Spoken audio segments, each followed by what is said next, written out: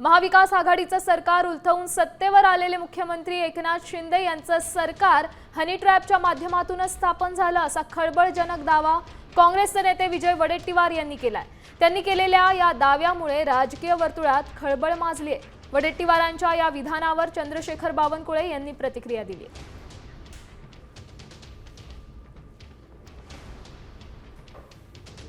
हनी ट्रॅपवरून हनी नाही ना ट्रॅपही नाही असं मुख्यमंत्री म्हणाले, पण त्या संदर्भात फार मोठा माहिती सरकारकडे आहे, विरोधी पक्षनेत्याकडे आहे।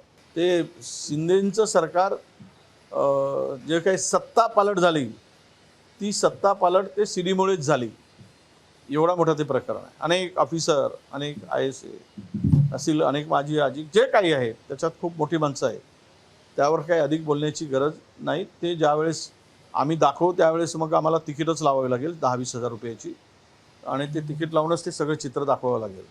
पण ते निमंत्रित आणि विशिष्ट लोकांनाच बोलावं लागेल, कारण एवढा भक्कम पुरावा त्या ठिकाणी आहे।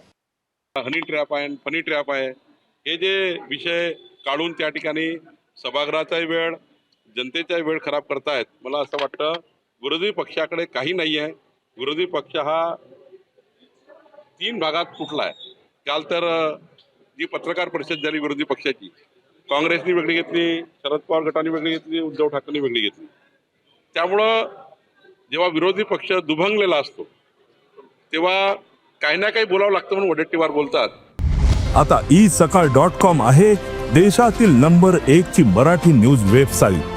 प्रत्येक अपडेटसाठी isakal.com ला नक्की भेट द्या।